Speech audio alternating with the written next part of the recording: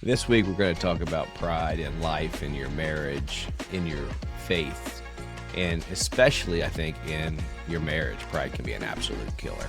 It's like a silent scorekeeper, sort of. You get so caught up trying to win the battle, win the argument, but in the end, nobody actually wins. I don't win when pride gets in the way. It's funny that your ego and your pride take over in the argument, and you feel like you want to win so badly. But I don't think I've ever actually walked away from that feeling like I've won it all.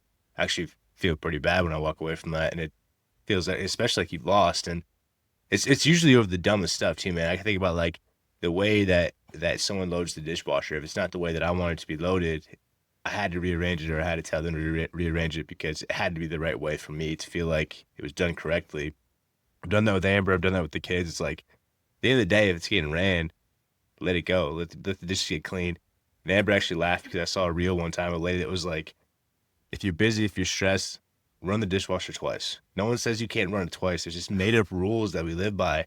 So she's like, I've been telling you that for years. And it's like, oh man, she's right. Yeah, I catch myself getting prideful. I don't even think of it as pride until we stop and to really talk about it like we're doing now.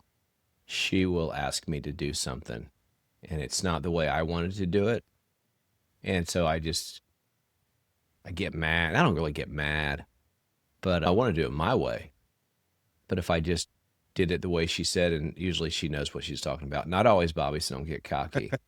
If I would just do it, it would be so much easier and avoid arguments. And sometimes those arguments, those hard feelings you kind of have for each other over something stupid can last an entire day, can ruin an entire day. And it's always, always, always because pride gets in the way.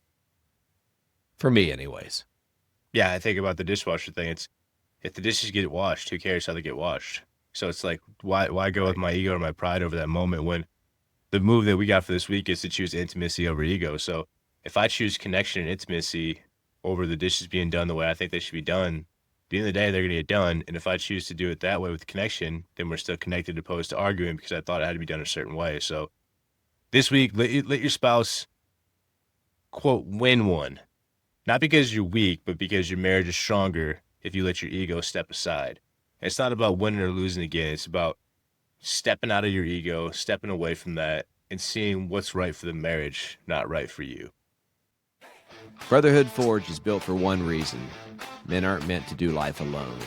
Inside our community, you'll get coaching, accountability, and real-life connection with other men chasing their 2.0 version of themselves. There's no upsells. There's no fake hype. Just brothers sharpening brothers. Click the link in the show notes and step on in. I'd say the takeaway would be scarcity or pride, however you want to look at it. In marriage whispers, if I give, I lose. And abundance says, if I give, we grow. Much better mindset. It's not any harder to grow. It's really not. I love that the end of it, that we grow. That's, I believe Chapman always talks about shift the me to we. And too often in marriage and any kind of relationships, we think about the me opposed to the we of the relationship. So the challenge, I'm going to say it again, Richie, you got me, easier said than done. But the challenge is let your spouse have the last word. Not because you're defeated, but because intimacy and connection means more than our pride and our ego. And I needed this message a couple days ago. I needed this message yesterday as we were preparing for our Monday night Bible study that we were hosting for. I was just cranky, man, and just wanted to do things my way. I didn't really want to be told how to do things. And I look back now and I laugh at myself. I need this message a lot and very frequently, so it's probably a great reminder. And remember, the Bible says in Ephesians 5:21, submit to one another out of reverence for Christ. Hear that? Submit to one another.